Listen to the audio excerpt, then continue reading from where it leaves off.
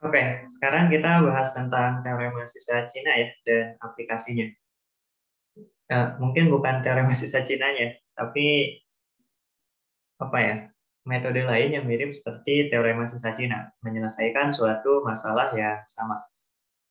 Nah, ini ada suatu prosedur yang akan kita gunakan untuk menyelesaikan masalah ini. Pertama adalah selesaikan hingga didapat nilai X-nya sama dengan sekian, lalu substitusi ke persamaan berikutnya.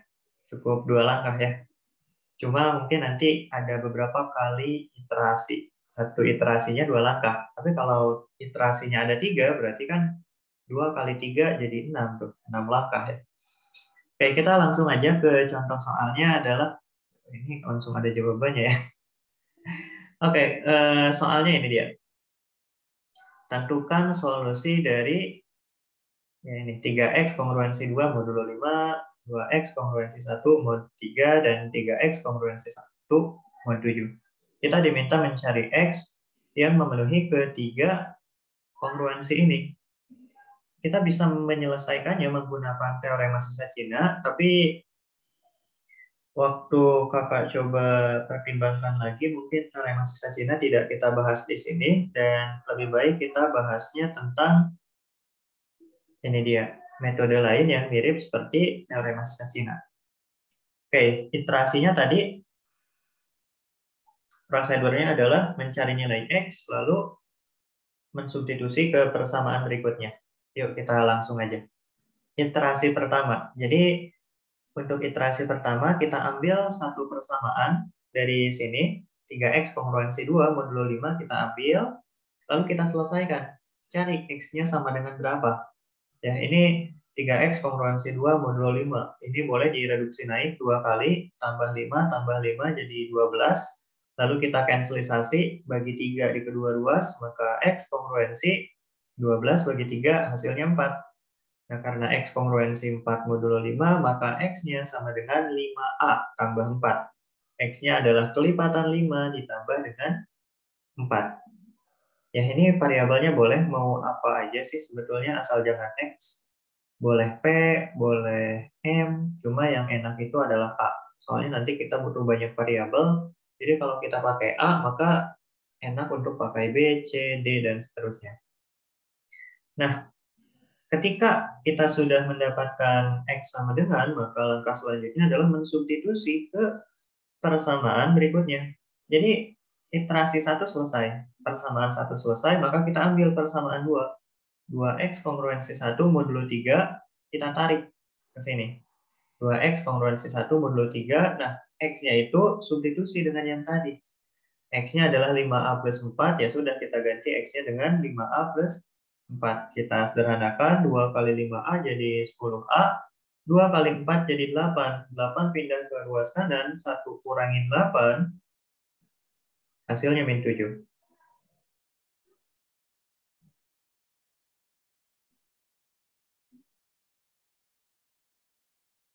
Oke, 10A kongruensi min 7 modulo 3. Nah, min 7 ini kita reduksi turun satu kali. Min 7 dikurangi 3 ya, jadi min 10. Lalu di sini kita bagi 10 di kedua ruas. Kita cancelisasi.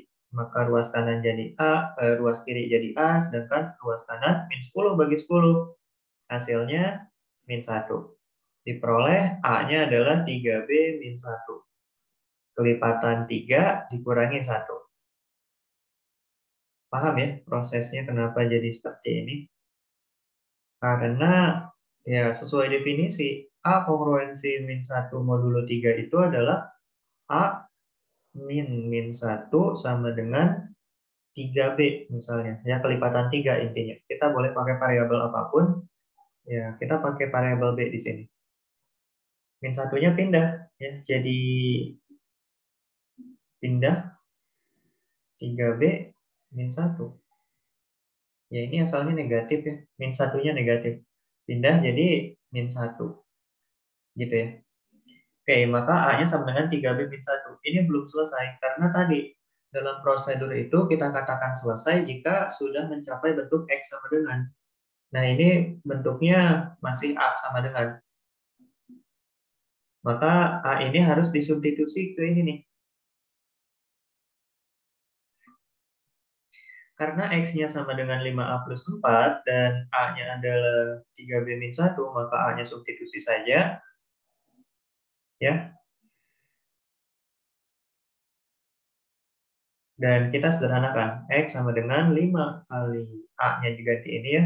5 kali 3B jadi 15B. 5 kurangi 1 jadi min 5 tambah 4 jadi min 1. Dan iterasi kedua selesai. Jadi satu iterasi dikatakan selesai jika tadi sudah mencapai bentuk X sama dengan. Tentunya dalam bentuk yang sangat sederhana ya. Dibandingkan yang ini ya lebih baik disederhanakan lagi sehingga yang kita ambil adalah yang ini. Kalau sudah didapat X sama dengan, maka kita lanjut ke iterasi yang selanjutnya. Iterasi ketiga. Artinya kita ambil persamaan yang ketiga. 3X kongruensi 1 modulo 7. X-nya diganti dengan yang kita dapatkan sebelumnya, yaitu 15B min 1.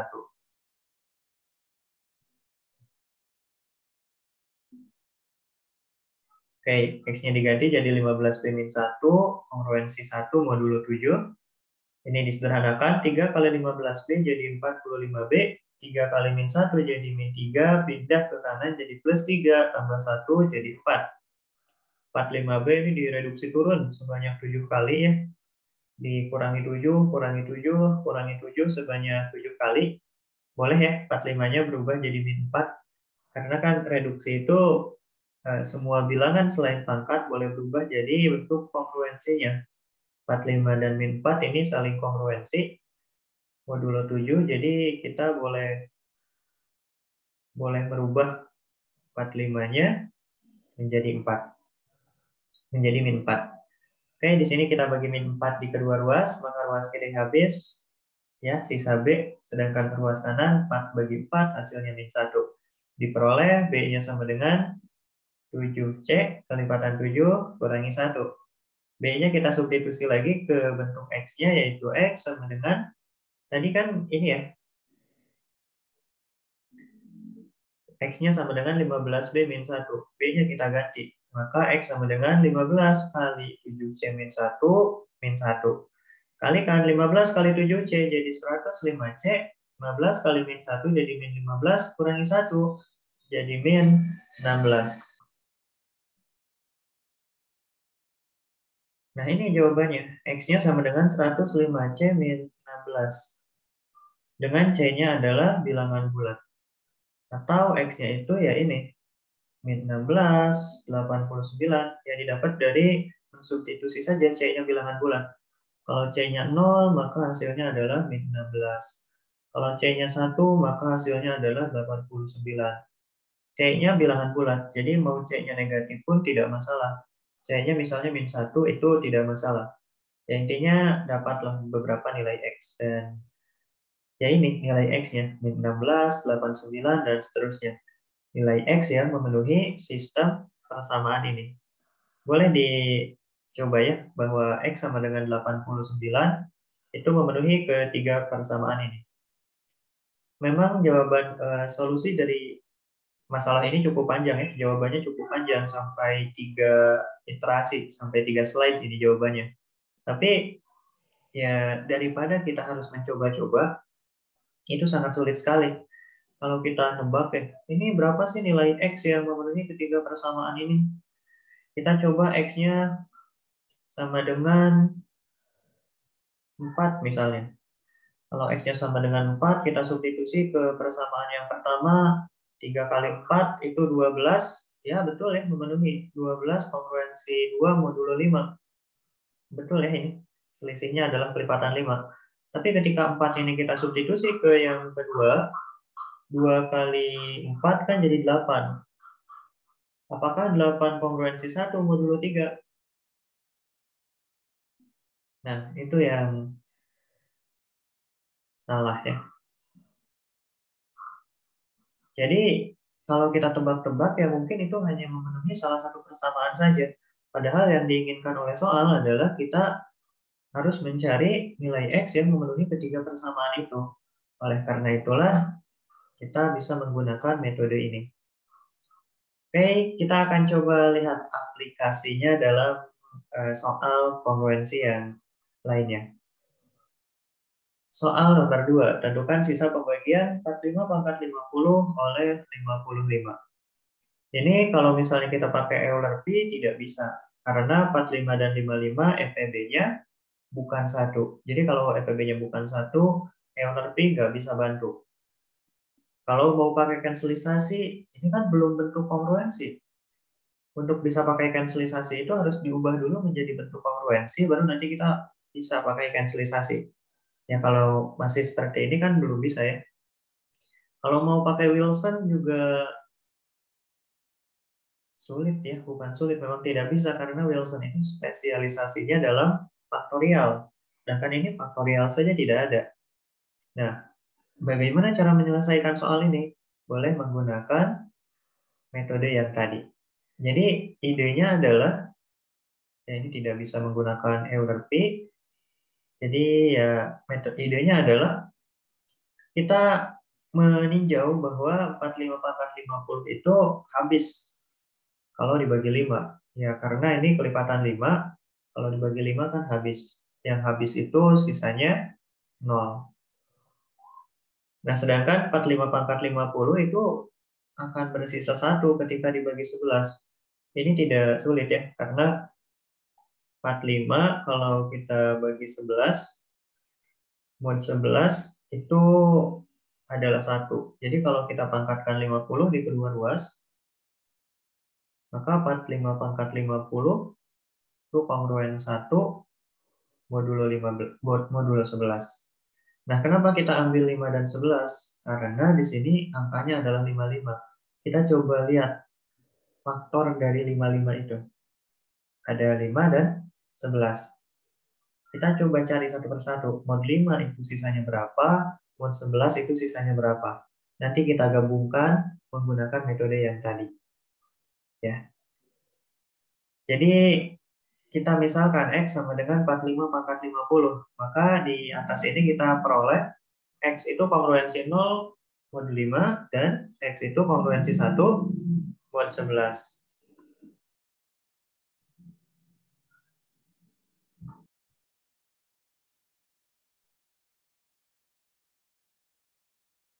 Nah, kita coba gabungkan 5 dan 11-nya ini menggunakan metode yang tadi.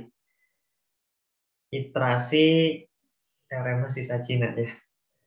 Bukan teorema sisa Cina sih, itu kayak metode saja ya. Karena teorema sisa Cina itu agak beda gitu.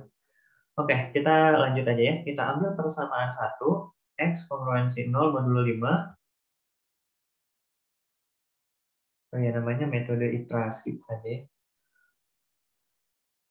Ya, iterasi pertama, X kongruensi 0 modulo 5. Kita ubah jadi X sama dengan selesai. X kongruensi 0 modulo 5 itu artinya adalah X kelipatan 5. Ini sudah selesai. Iterasi pertama sudah selesai. Kita lanjut saja ke iterasi kedua. Kita ambil persamaan kedua, lalu kita substitusi yang kita dapat sebelumnya.